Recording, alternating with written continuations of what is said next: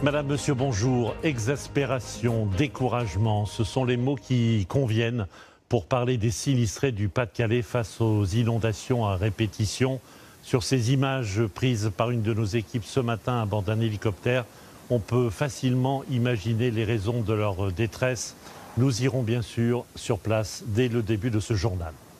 Quant à la pluie, eh bien, elle est toujours d'actualité. Voyons les prévisions d'Evelyne Delia. Alors, le Pas-de-Calais reste en vigilance rouge pour les crues, ça on le comprend avec ce qu'on vient de voir. Il est aussi en alerte orange pluie et inondation. Et puis 7 autres départements sont en vigilance orange pour les crues aussi.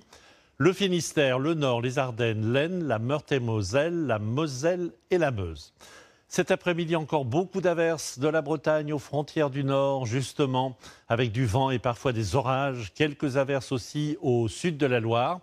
Et puis un peu de pluie des Pyrénées aux Ardennes, mais davantage d'éclaircies dans le sud-est, avec du vent près de la Méditerranée.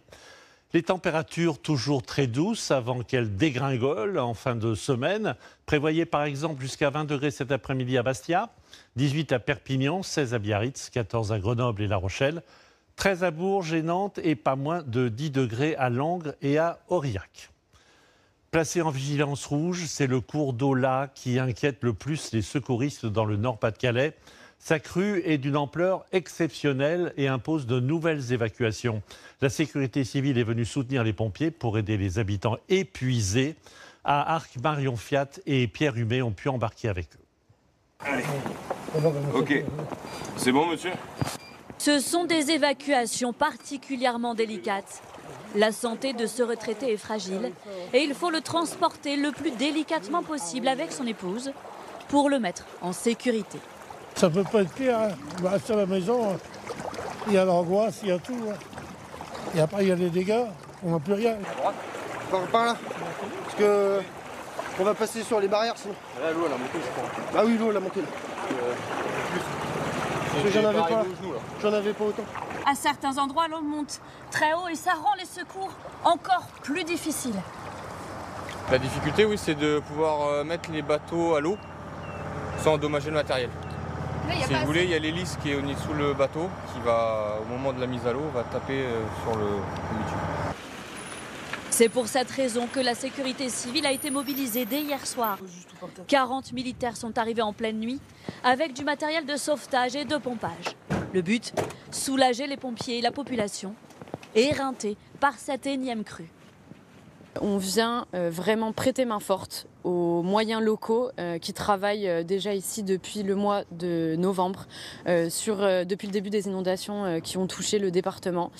Donc nous, on vient ajouter une plus-value en termes de matériel et de personnel afin de compléter leur dispositif. L'eau n'a pas cessé de monter depuis 8 heures ce matin et jusqu'à ce midi. C'est bon là, madame. Voilà. La sécurité civile a multiplié les opérations en évacuant des familles, des animaux, des enfants et en leur apportant un peu de réconfort. Le but c'est de les rassurer également parce que les personnes sont quand même sinistrées et perdent beaucoup de choses. Du coup on est quand même là pour les rassurer et pouvoir les réconforter derrière. On est être humain avant tout.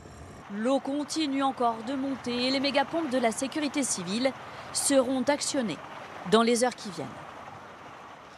Pour faire face à cette montée des eaux impressionnante, comme on vient de le voir, des communes ont mis en place des aménagements anti-crues, mais les sols sont saturés, l'eau n'arrive pas à redescendre. Quelle solution peut-on envisager à l'avenir? À Blandec, Ignacio Barnassin, Manon Debu et Charlie Zerman. Vue du ciel, Blandec est une ville noyée. Il est presque impossible de voir le sol. Notre équipe a tourné ces images ce matin depuis un hélicoptère. Il y a urgence. Des quartiers entiers sont inondés, des rues transformées en torrents. Préparez-vous, on va appeler les pompiers. C'est pas fini madame, il y a encore minimum 24 heures, 36 heures à tenir. Vincent Maquignon, adjoint au maire, fait du porte-à-porte pour convaincre les habitants d'évacuer. L'élu est à bout. Ça fait 3 fois en 2 mois qu'on est inondé, ça fait 2 mois qu'on n'est plus chez nous. Il appelle à l'aide avec cette banderole accrochée sur son portail. On veut vivre en sécurité, endiguer ou raser ce quartier, écrit-il.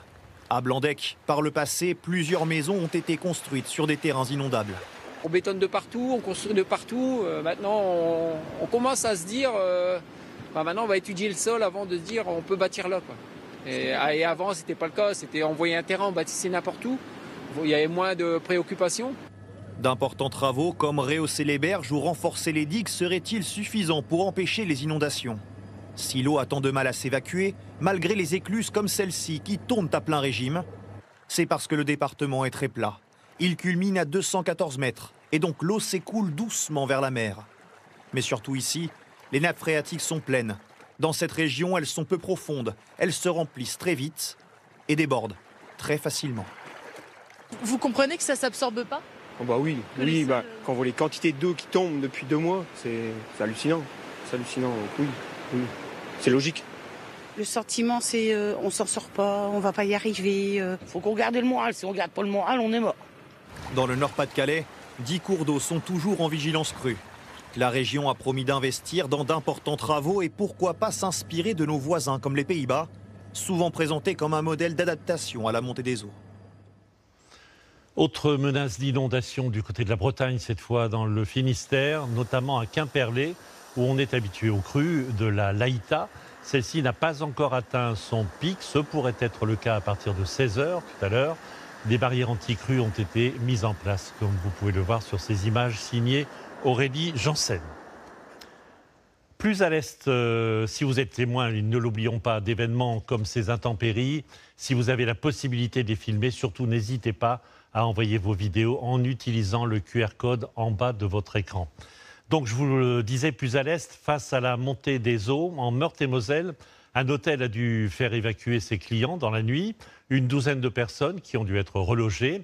À Val-de-Briey, l'eau est montée jusqu'à plus d'1,50 m par endroit. Sur place, Noël Lee et Vincent Rucli. La nuit a été courte dans cet hôtel. Il a fallu évacuer les 12 clients très rapidement. Il faut réveiller les clients, leur faire comprendre qu'on a 5 minutes, 10 minutes pour tout évacuer. Il y a des gens avec des enfants, il y a des gens avec des animaux. L'être humain il est capable d'aller sur la Lune, mais on n'est pas capable de résoudre un problème de cours d'eau. Troisième inondation en 5 ans dans cet établissement. L'eau est montée jusqu'à 1,50 m. Tout est foutu, enfin tout ce qui est au sol, tout a pris l'eau. Ici on a tous les espaces de stockage, les chambres froides, la matière première sèche qui est au bout, ici la matière première périssable. Bon bah tout a été sous l'eau, tout est mort quoi. 37 employés au chômage technique. Le gérant demande la mise en place de l'état de catastrophe naturelle. Je viens de finir de rénover l'hôtel complètement. Il y a nos tripes, il y a toute notre vie là. Qu'est-ce que vous voulez que je vous dise? Ça m'énerve surtout. L'eau dans la cave n'est pas pompée tout de suite, car de nouvelles précipitations sont attendues cet après-midi. Les employés évacuent la boue ce matin. Bon, on avait un peu prévu quand même hier soir, on a remonté tout ce qui était en bas. Et puis les ordinateurs, on les a pris chez nous. C'est un peu abominable. À quelques dizaines de mètres de l'hôtel, les habitants viennent observer le Wago sorti de son lit. Alors d'habitude, c'est de l'herbe. Voilà, on arrive avec le chemin, on arrive jusqu'au bout, au bord de l'eau là-bas. C'est quand même inquiétant pour les gens qui sont là, qui ont été sinistrés déjà plusieurs fois. D'autres cours d'eau ont débordé dans la région, comme la Moselle ou la Vartoise dans les Ardennes. Voilà donc pour les informations que nous pouvions vous donner à cette heure sur ces inondations records à la mi-journée. Et nous y reviendrons à la fin de ce journal pour faire un nouveau point. Du bon beurre sur du bon pain, rien de meilleur. Et pourtant, la répression des fraudes vient d'épingler certains professionnels de la filière. Teneur excessive en eau, manque de sel, dénomination abusive ou encore pratiques non autorisées. Près d'un établissement sur 3 présente une anomalie. Aurait-il sacrifié le beurre à l'argent du beurre? Les explications et réactions avec Myriam City, Olga Lévesque et Aurore Coulon. Vous vous êtes sûrement jamais posé la question. Qu'est-ce qu'il y a dans le beurre? La crème, bien sûr. Eh oui, avec de la crème, on fait le beurre. Qu'est-ce que vous voulez qu'il y ait de plus dedans? Excusez-moi. C'est la crème d'arachide, c'est tout. Pour en être sûr, allons voir Céline. Allez les filles, allez. Elle est crémière et produit 20 kg de beurre chaque semaine. Au cœur de son produit, du lait bien frais. Dans l'idéal, il faut un lait avec un bon taux de matière grasse qui permet d'avoir plus de crème et du coup avoir un bon beurre derrière. Une fois le lait transformé en crème, il faut enfiler son tablier et mettre la main à la pâte. Enfin là, c'est plutôt dans le beurre. Donc plus ma crème va être naturelle, avec vraiment que du lait, une bonne fermentation derrière, du lait cru entier, et avec ça vous allez faire un super beurre. Rien de plus. Rien de plus. Certains beurres cachent pourtant d'autres ingrédients. À la place de la crème, une matière grasse à base de lactosérum, mais aussi... Je dirais de l'eau, étonnamment. Oui, de l'eau. Des producteurs en abusent et dépassent la limite autorisée de 16%. L'eau au prix du beurre. C'est le poids. Pas très bon. C'est du vol manifeste. Voilà. Résultat, un beurre de moins bonne qualité, moins cher à produire. Économiquement, en fait, on a besoin de moins de crème, qui va être une matière noble, plus chère que l'eau, puisqu'on laisse beaucoup d'eau dans le produit. Le produit est plus lourd, mais contient moins de matière noble. Donc effectivement, ça coûte moins cher à produire, tout simplement. Pour le beurre salé, là aussi, des abus existent. En principe, 100 g de beurre contient 3 g de sel. Mais certains producteurs ont la main légère. En un an, le prix du beurre a augmenté de 20%. Comme moi, vous avez sans doute perçu un petit décalage entre le son et l'image. J'en suis désolé, je vous prie de bien vouloir nous en excuser. Un mystère maintenant, vieux de près de 25 ans, enfin élucidé à Bessan dans l'Hérault. Un coq doré dérobé en avril 1999 au sommet d'une croix de la ville vient de réapparaître dans un colis anonyme. Mais pour la police, l'expéditeur ne l'est pas resté longtemps anonyme. Aurélie Erel et Jean-Vincent Molinier. Mais où était passé ce coq doré qui trônait il y a 24 ans en haut de cette croix? Aujourd'hui, son escapade est terminée et les habitants sont un peu émus de le retrouver.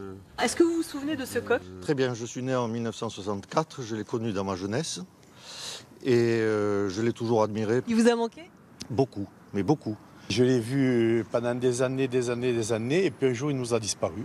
C'est agréable de revoir de nouveau ce coq et quand je le regarderai, je penserai à mes parents. Un attachement très sentimental. On est étonné, mon beau-père qui avait restauré ce coq, et puis on est très heureux qu'il soit revenu, voilà. C'est une bonne nouvelle. Bonne nouvelle. Cocorico. Cocorico, voilà. C'est un joli conte de Noël, lorsque cet historien reçoit un colis à l'expéditeur bien énigmatique. Yves Gallinacé, 9 chemin des Gaulois, 88 000 Cours-la-Basse. À l'intérieur, le coq, accompagné d'une lettre. Cher Bessanais, vous m'avez manqué. Puisse mon chant résonner à nouveau. Une victoire pour Michel Sabateri, qui a publié pendant des années articles et photos du coq. L'objectif, c'était de gêner la personne qui avait pris le coq. Bon, je me suis dit, si elle est gênée, elle ne pourra pas le revendre. Le voleur vient juste de le retrouver caché dans sa cave. En 1999, il avait 24 ans. Lors d'une soirée arrosée, il grimpe en haut de cette croix et vole l'ancien coq, sans oser le rendre. Pour l'instant, impossible de le voir, le coq est encore sous scellé à la gendarmerie. La gendarmerie va officiellement nous le restituer lors de la cérémonie des vœux et nous allons dans le courant de l'année le remettre à sa place et on va essayer de le souder pour qu'il ne s'envole plus. Cette fois-ci? Voilà, cette fois-ci on va essayer de le conserver. Le voleur a été identifié par la gendarmerie, mais il ne sera pas poursuivi. Il y a prescription. Si vous permettez, nous repartons un instant dans le Nord, Pas-de-Calais. Parce qu'un nouveau reportage vient de nous parvenir. 50 communes sont actuellement touchées là-bas par la montée des eaux. On a vu des images impressionnantes tout à l'heure. Depuis dimanche, près de 200 personnes ont dû être évacuées et les habitants sont franchement abattus. Pour certains, c'est le cauchemar qui recommence seulement 2 mois après les premières crues à Montreuil-sur-Mer et à Neuville-sous-Montreuil. Florence de Juvigny et Julien Clouzot. Il tenait depuis le XIIIe siècle un bout de rempart à nouveau arraché, emporté par la pluie et des rafales à près de 100 km/h. En contrebas, pour la seconde fois, le quartier est sous les eaux, déserté. Sa maison est désormais encerclée, mais Claude, lui, est resté abattu. C'est une grande tristesse pour tout le monde, quoi. Ouais. À force, on craque et puis voilà, quoi. Mais c'est dur, hein. C'est vrai que on se demande quand ça va se terminer, tout ça va s'arrêter. Il venait de se réinstaller il y a moins de 2 semaines. Ici, le garage est inaccessible.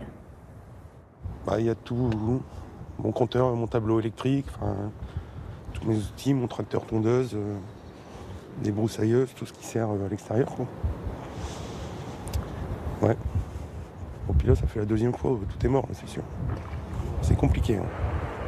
Ici, à Neuville-sous-Montreuil, il reste encore des containers avec des affaires des sinistrés de la crue de novembre. Certains d'entre eux n'avaient toujours pas pu se réinstaller chez eux. Nous suivons ce peintre, venu voir ce qu'il reste de son travail des 2 dernières semaines. Là, le problème, c'est que si ça se maintient, ça va. Sinon, on n'a plus qu'à recommencer. Donc après, les assurances, je ne sais pas s'ils vont reprendre déjà le boulot qui a déjà été fait. Ici, les murs étaient enfin secs. Ce matin, 10 cm d'eau. Mais à peine un regard pour sa maison, c'est l'état des ateliers de son entreprise de traiteur juste en face qui préoccupe Marie. On n'y croit plus, quoi. Ça, c'est sûr. C'est 7 ans de dur labeur pour Marie, qui, pendant 110 heures par semaine, n'a pas arrêté une seconde. Donc, et on sait que ça sera très compliqué de tout remettre en œuvre comme c'était. C'est quelque chose, pour l'instant, on ne voit même pas le bout du tunnel. L'expert envoyé par leur assurance devait passer cette semaine. Une situation franchement dramatique, vous l'avez compris. Bien sûr, Julien Arnaud y reviendra à 20h dans son journal avec d'autres reportages et surtout un nouveau point de la situation dans cette région du Pas-de-Calais.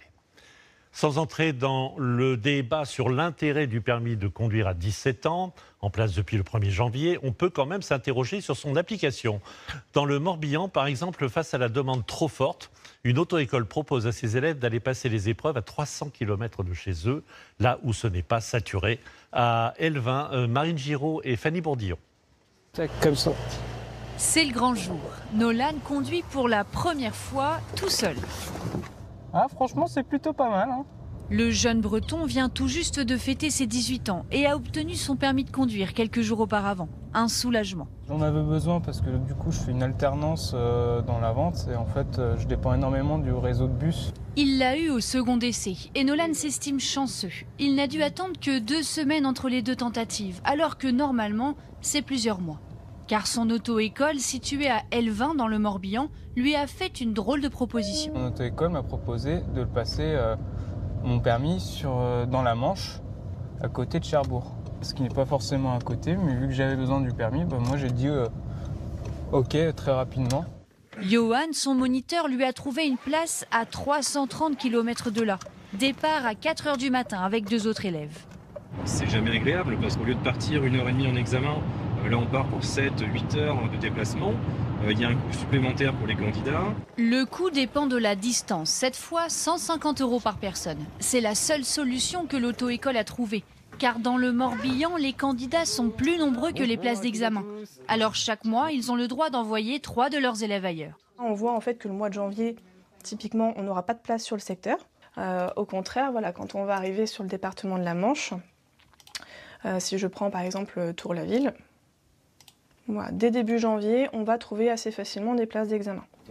Les causes sont multiples. D'un côté, il manque des inspecteurs. De l'autre, les candidats et leurs parents seraient très pressés de passer l'examen.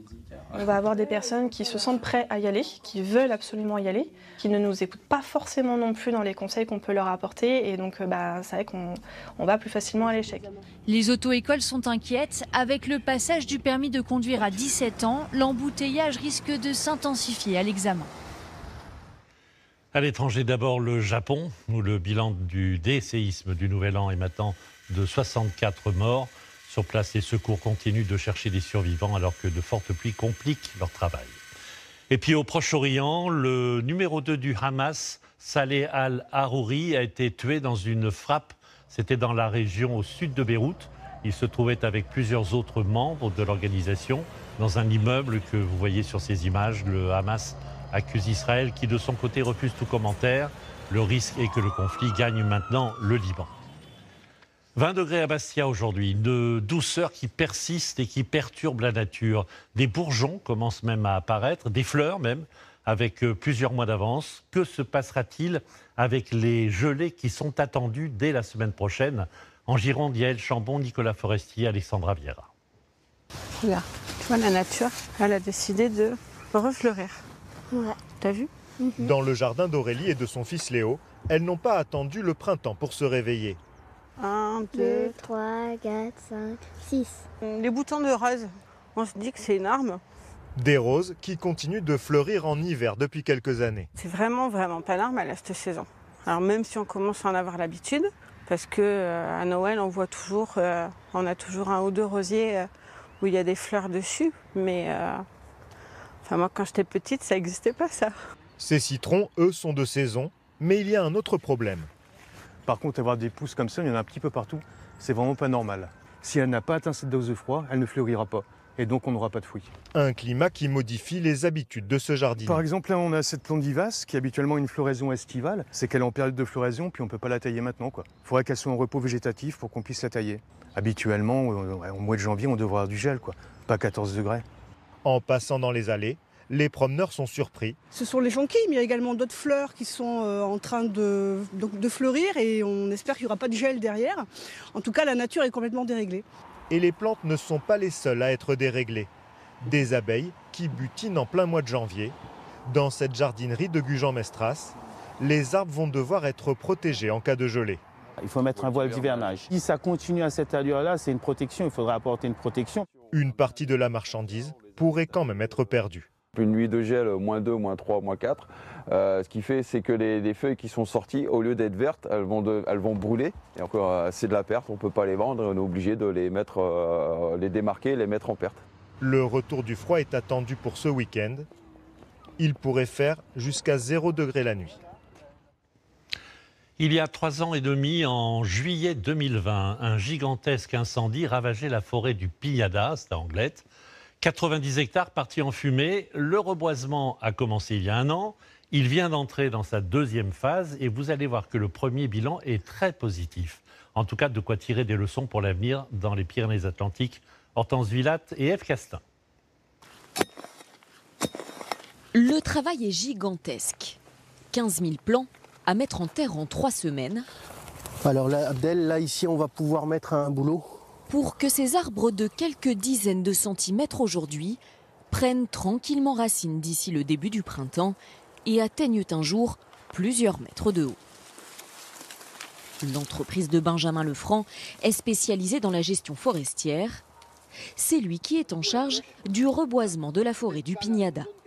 On était là l'année dernière pour le premier reboisement où on a planté les arbres, on les a protégés également et on est de nouveau là cette année pour faire un premier travail d'entretien et de complément de plantation. Reboiser, c'est réensemencer la planche du futur, donc c'est nécessaire, oui.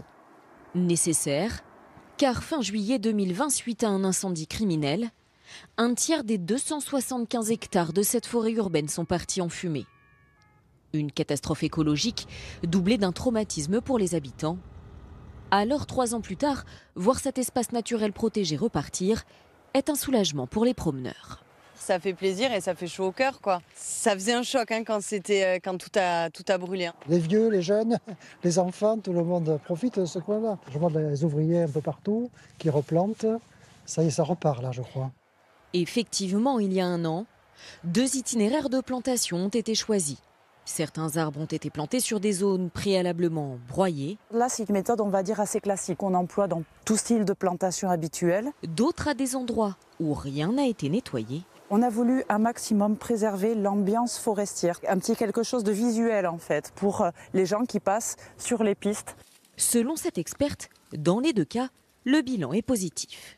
Sur les bandes, la plantation de pins maritimes est une vraie réussite. On est à 80%. Sur la partie plantation sans travail du sol, on avoisine les 70%, ce qui est bien, mais ce qui n'est pas parfait. Donc on estime que l'année prochaine, il sera intéressant de venir enrichir avec de nouveaux plants et peut-être d'autres essences.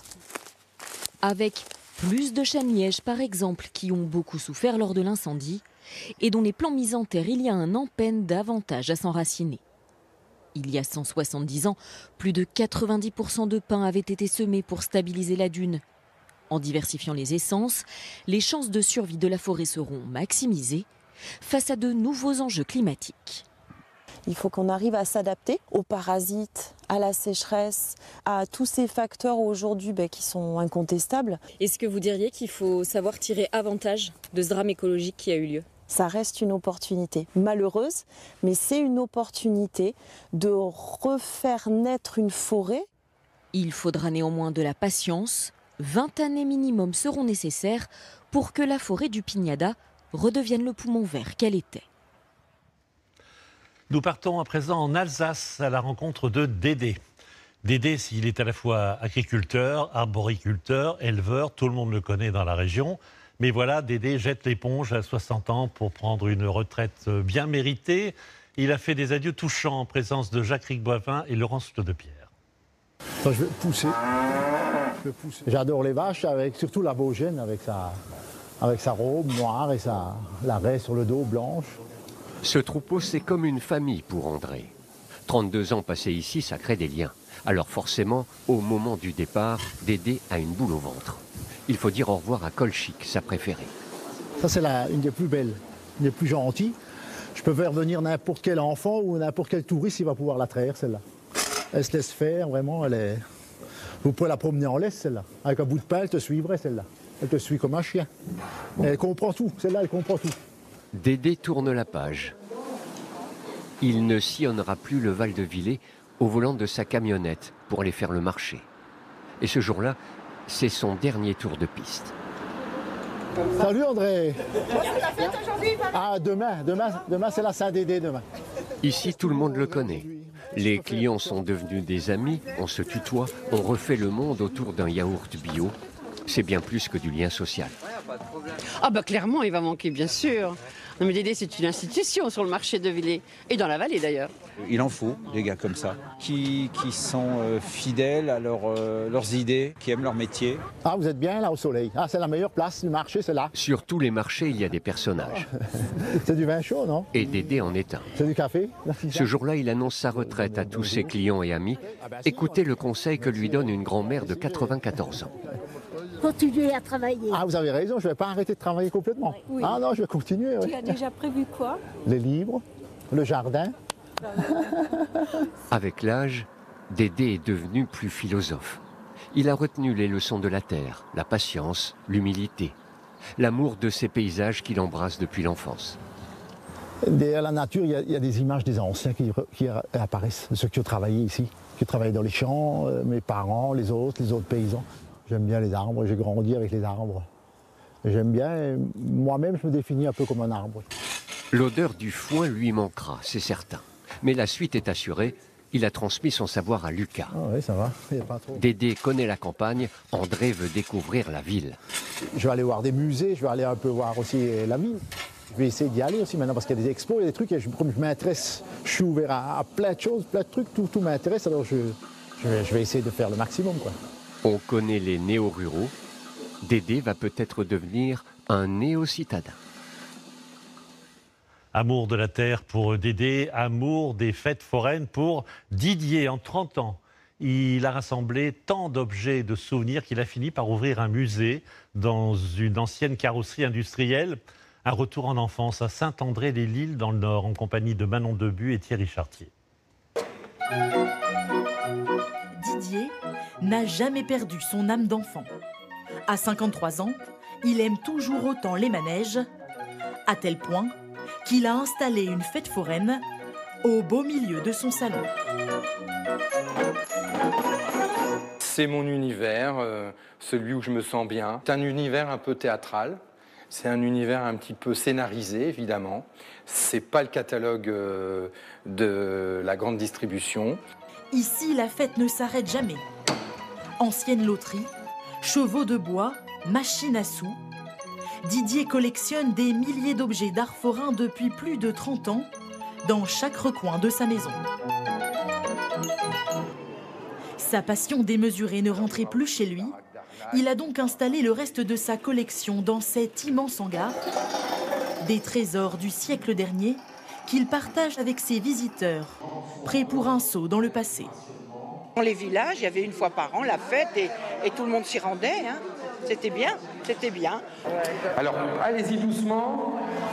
Ne tombez pas et surtout, faites bien le tour, faut pas monter tous du même côté. Hein. Allez. Mais remonter en selle Je vais vous aider. peut s'avérer plus difficile que prévu. Et voilà.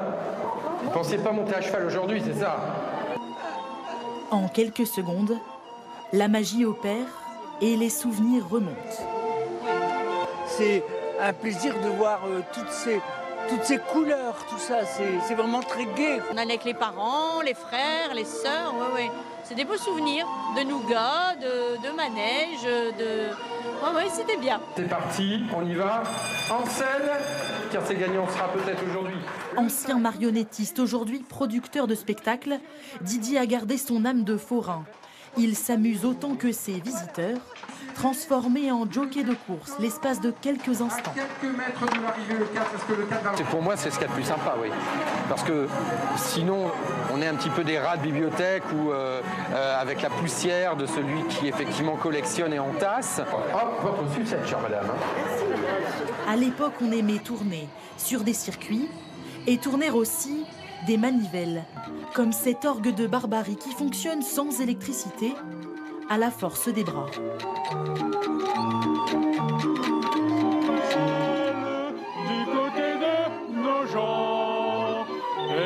Les pièces de son petit musée, Didier les a trouvées une par une, en France, en Angleterre et en Hollande, et il connaît l'histoire de chacune d'entre elles, comme ces grues à pinces. C'était des jeux déjà qui existaient dans les années 30. Vous voyez ici avec une menuiserie typique art déco. On a le pont transbordeur, on a la grue du Havre. Et déjà à l'époque, on pouvait attraper des bonbons ou quelques gadgets contre quelques pièces.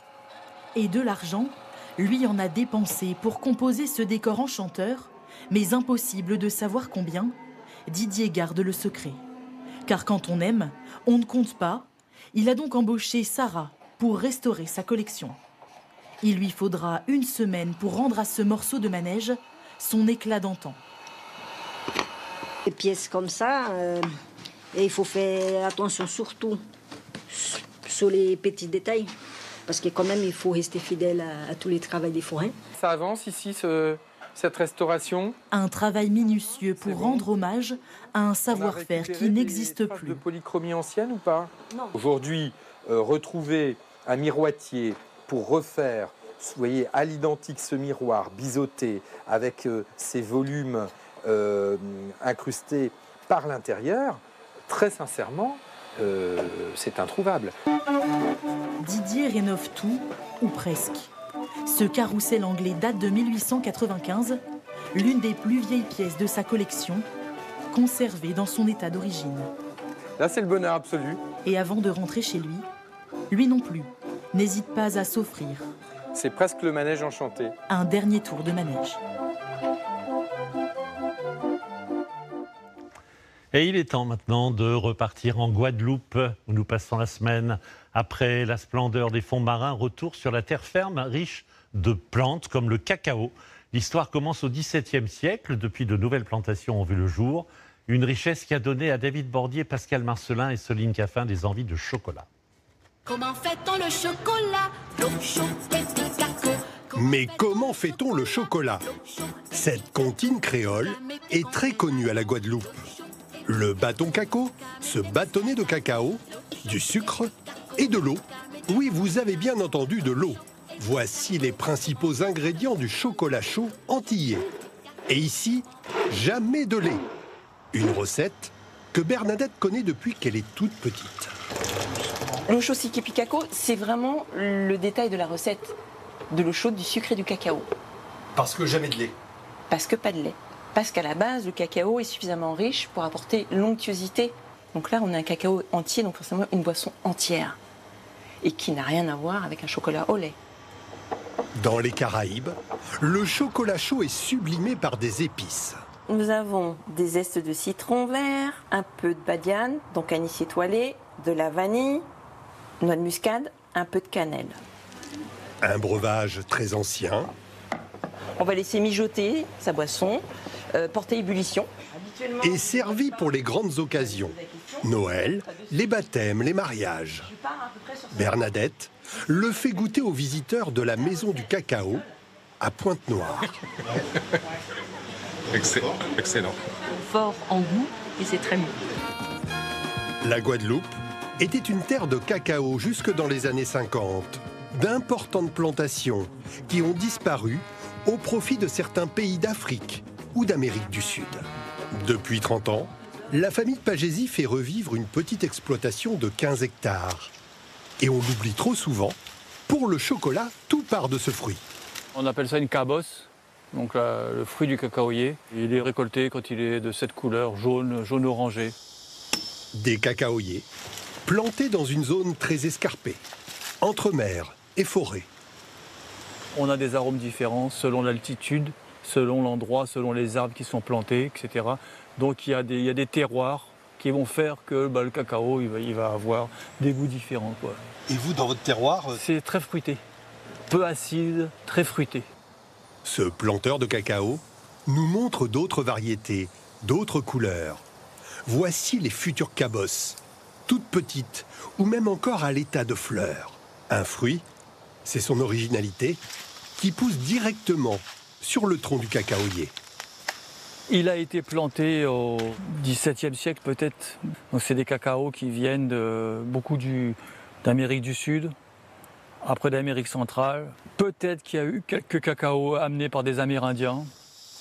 Claude s'est pris de passion pour cet arbre et pour ce fruit qui a traversé l'histoire. Il faut ouvrir la cabosse pour trouver les graines. Les fèves de cacao qui deviendront un jour du chocolat. J'aime le voir, le toucher. Et puis là dans cet état-là, c'est un fruit qu'on mange. En fait, on mange sa pulpe. Donc ça se suce. C'est sucré, c'est acidulé, c'est très très bon. Très très bon. Séchés pendant plusieurs jours, après leur fermentation, les fèves commencent à développer certains arômes. Ça commence à ressembler à du chocolat. Un arrière-goût de cacao qui va vraiment se développer quand je vais cuire cette graine. Là, ça va tout changer. C'est la torréfaction qui va vraiment amener le goût du chocolat qu'on connaît, quoi. Il n'y a pas de chocolat pur, il y a du cacao pur. Le chocolat, c'est une recette. C'est du cacao sucré. Le cacao, lui, il est amer, de nature. Et quand le cacao devient du chocolat, faisons avec précaution. C'est tellement satisfaisant. Cette famille américaine en vacances voulait réaliser sa propre tablette de chocolat. Dans l'atelier cuisine de Claude. Apprendre comment on le fait, apprendre chacune des étapes, c'est une expérience merveilleuse. Le cacao, l'un des trésors cachés de l'île de la Guadeloupe, ravit les papilles depuis des siècles. Un retour très attendu. Lundi, juste après ce journal, le premier épisode de la toute nouvelle saison de Plus belle la vie, encore plus belle. C'est sur TF1, une série bien connue dans un décor, lui, tout nouveau et que nous invite à découvrir en exclusivité dans les Bouches-du-Rhône Sophie de Vessières, Simon Humblot et Marine Der. 7h du matin, la ville d'Allot connaît un pic de circulation de matériel vidéo. En quelques heures, la place Provençale se transforme en studio à ciel ouvert. Nous sommes sur l'un des décors phares de Plus belle la vie, encore plus belle. La terrasse du café Le Mistral. Les acteurs emblématiques de la série sont là. C'est un vrai bonheur de se retrouver et de reprendre les chemins des plateaux parce que c'est notre vie, quoi. On a passé 18 ans derrière les caméras. Allot avait déjà servi de décor à la série, mais désormais l'équipe s'installera sur cette place une semaine par mois. Les habitants vivent donc au rythme des tournages. Alex et Bernadette font régulièrement de la figuration et guident les fans. On est un peu les concierges, si vous voulez. Donc on les renseigne et c'est vrai que les gens ont un réel plaisir à revoir que cette série recommence. Les commerçants profitent de l'aubaine. Jeff loue la façade de son bar. Alors ça, c'est le décor du bar qu'ils ont un studio et je vais vous montrer mon bar qui est derrière. Son bistrot n'apparaîtra pas dans la série, mais il attire quand même les curieux. Il y a des gens qui sont venus un peu de partout déjà, des gens qui sont venus de Carcassonne, Lyon, Béziers, Paris, qui sont venus voir les tournages, qui sont venus manger au restaurant. En fin de journée, le commissariat de police redevient la mairie. Et le Mistral retrouve son vrai nom. Le lendemain, le tournage se poursuit en studio. La Belle de Mai à Marseille a repris du service, mais avec de tout nouveaux décors. L'accueil. Petite visite rapide du foyer pour jeunes et du commissariat. Et le bureau du commissaire. 4 studios ont été construits, dont le décor du fameux bar Le Mistral. Tandis que les équipes techniques préparent la prochaine scène, direction les loges. On y croise de nouveaux talents qui rejoignent la série. Il y a l'excitation de la nouvelle aventure, c'était une série qui cartonnait, donc là normalement c'est censé être une série plus, donc on croise tous les doigts et donc on a tous hâte de savoir comment les gens vont réagir à la diffusion. Aujourd'hui, l'épisode parle de la Saint-Valentin. Il sera diffusé le 14 février.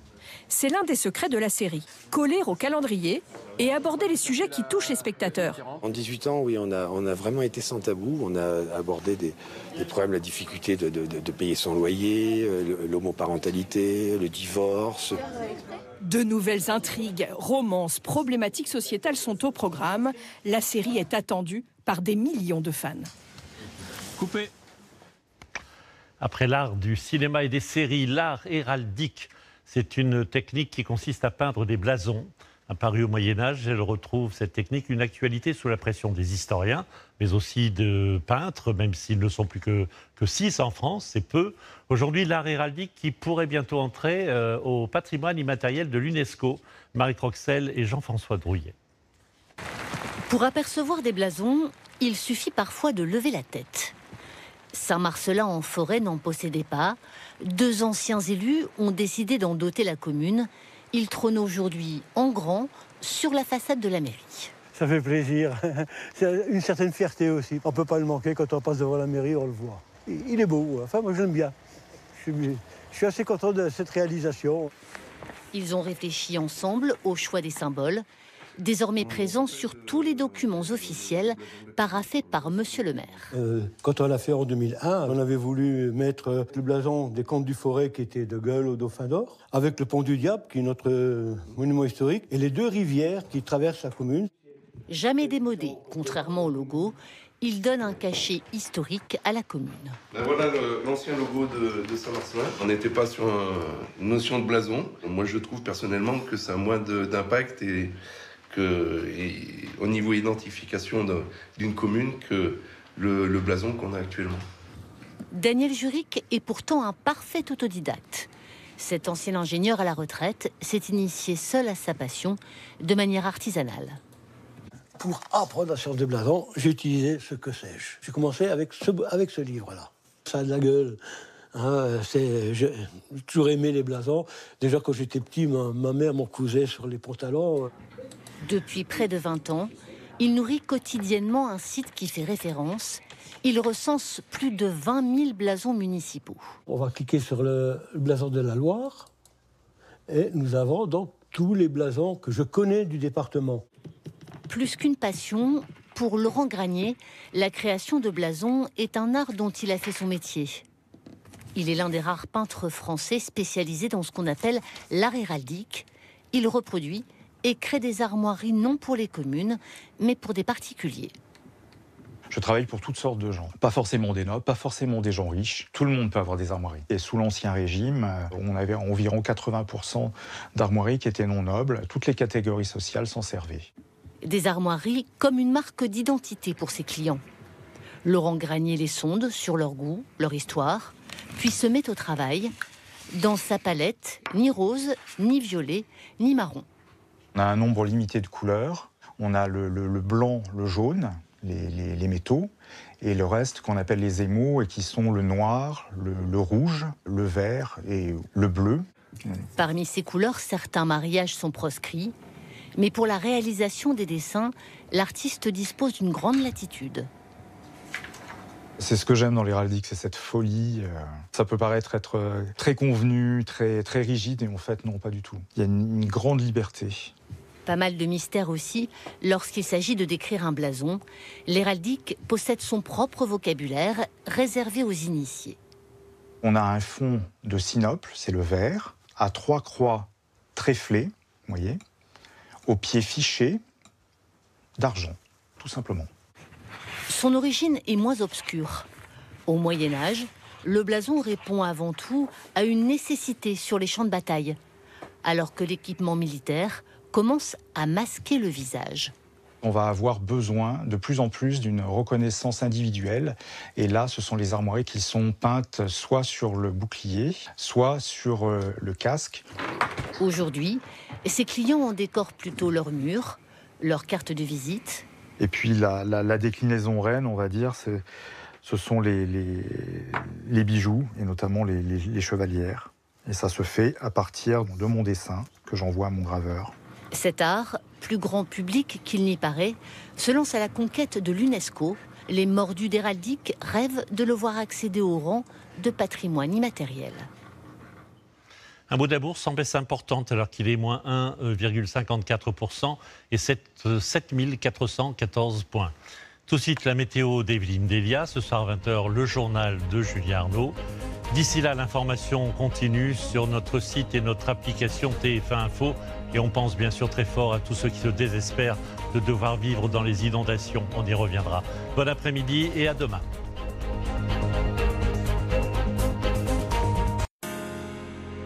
Je voudrais vous remercier d'avoir répondu présent ce soir.